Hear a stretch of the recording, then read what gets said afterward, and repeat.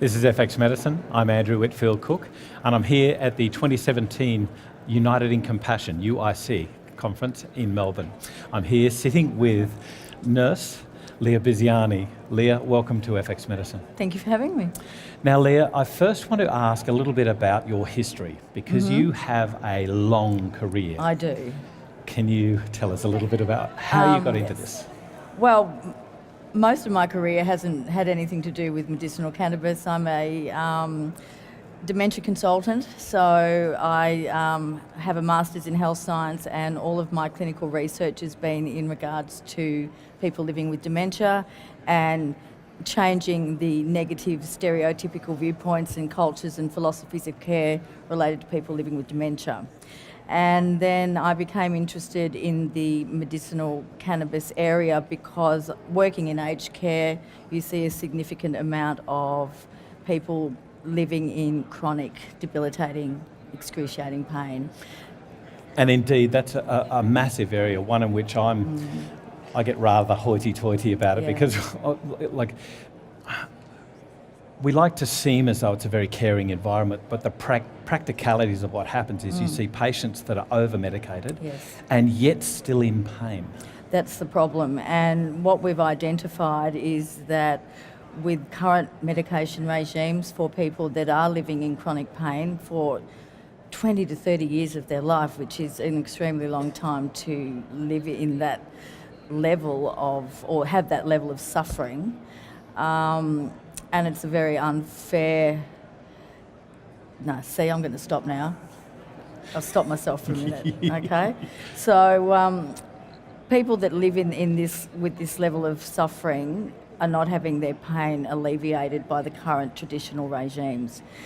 We've looked at the figures, and 73% of elderly people in residential aged care are on opioid regimes, and with that comes a whole load of adjuvant medications because of all the side effects and the adverse effects of the opioids. Yep.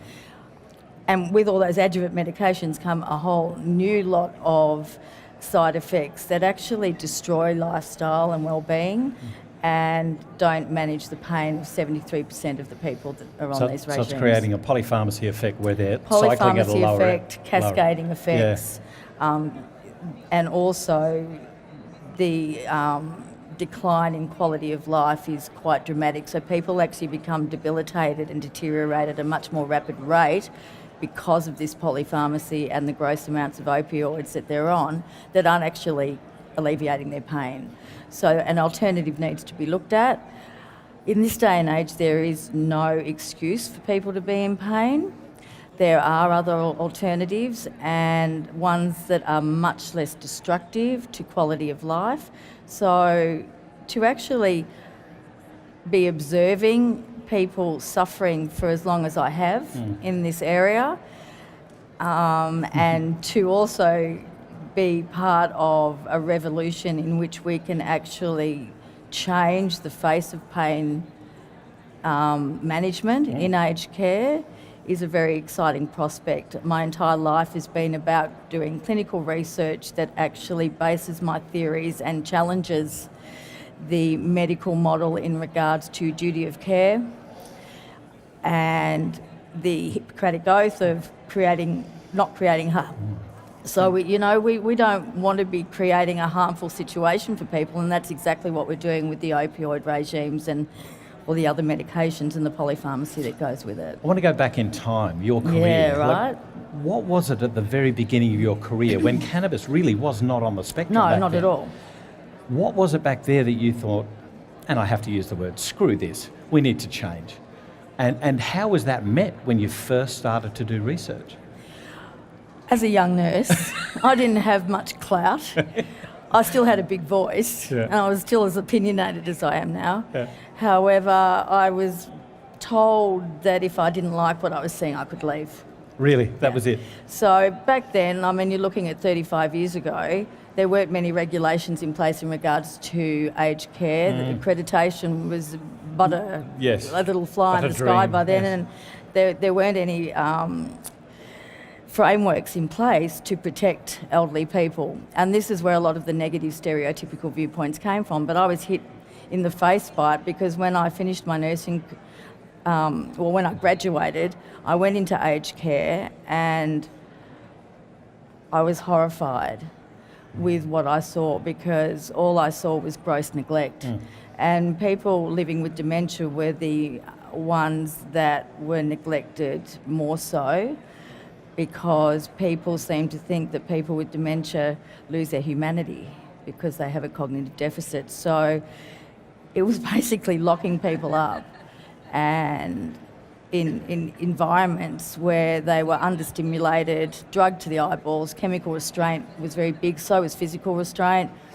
And I didn't think that was a very caring attitude for people that were meant to be caregivers. That's right. Indeed, one must cover that topic with regards to staffing issues of both doctors and nurses, and indeed ENs and other carers. If we employed medical cannabis and woke these people up, heaven forbid, they might be alive and walking around or interacting. So what sort of flow-on effect will this have? Look, it's going to be a very interesting and groundbreaking area, I believe. Otherwise, I wouldn't have put my hand up to actually be part of this revolution. Well, you know, the models of care that I set up for people living with dementia actually effectively reduces all medication. So you don't even need to medicate people at all if you understand their needs so specifically, and as an individual in their own right, and continue their life as they know it. The problem people have with people living with dementia is that they view it from a cognitive viewpoint. When you're caring for people, you need to actually see it through their eyes. So when I do my clinical research on people living with dementia, I write on their behalf. I don't write from the judgmental viewpoints and the very stereotypical viewpoints that have been associated with dementia for far too long. So I turn it on its axis, and I show people that if we see life through the eyes of the people we're caring for, we can actually enter their reality with them and give them companionship in a reality where they would otherwise be alone. And that's where the problem lies, because we isolate people within that reality by not actually empathising and being compassionate enough to understand what they're going through. We basically judge it only on a cognitive viewpoint. When we're looking at what cannabis can do for this population, I think the first question I have to ask is about them, their acceptance of cannabis. You know, we're coming from an age group that was brought up in the days that cannabis was injected. You're right. So, the immediate leap into heroin addiction. That's right. So what has been the acceptance when people actually do employ cannabis? Well, at this stage, in residential aged care in Australia, we're not using cannabis.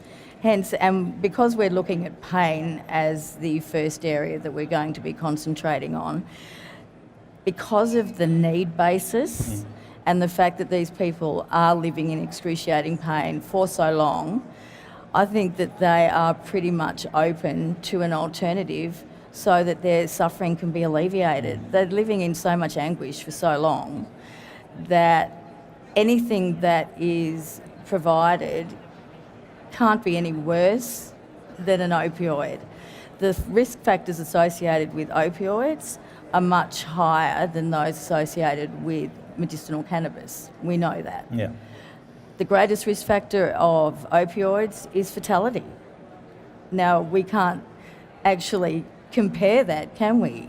Because what we're looking at is something that can create death and debility to a product that will manage pain, reduce polypharmacy, allow these people to have a much better quality of life, which is what it's meant to be about, meet our duty of care in a compassionate and empathetic way, and give them their life back, which no one deserves anything less at this time of their life. And because of medical technology, we keep people alive for much longer.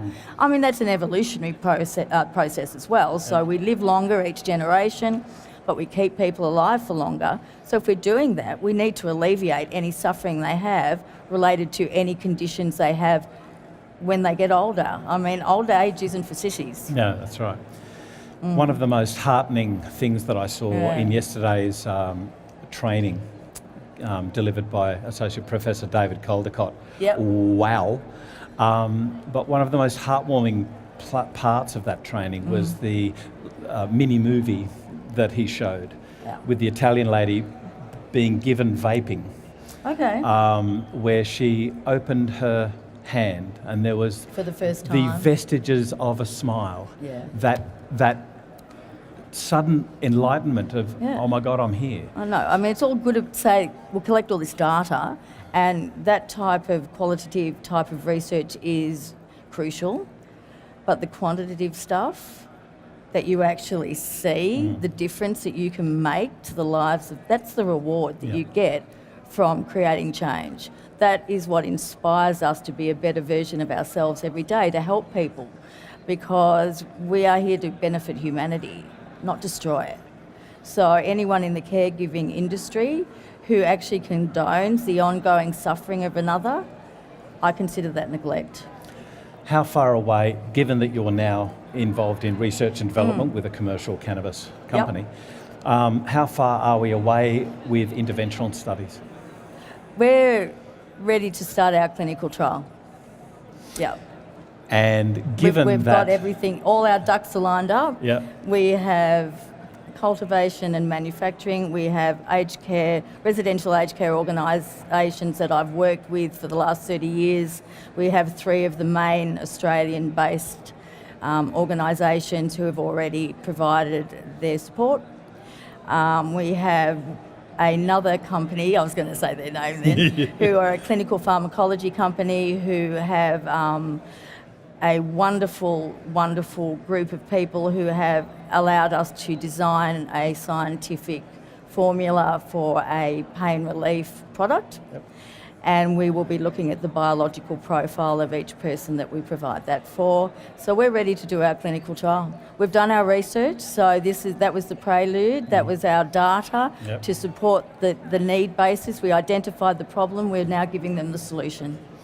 So you're a nurse, I'm a nurse. Yes. What's your call out to nurses? Stick up for people's rights, make a stand. Because if you condone the ongoing suffering of others, then that is actually condoning the ongoing neglect, and that is not the code that nurses and healthcare professionals should ever follow. Our only code is to benefit humanity. Thanks, Leah Bisiani. Thanks for joining us today. Thank you for having me. This is FX Medicine. I'm Andrew Whitfield Cook. And this is Leah Bisiani.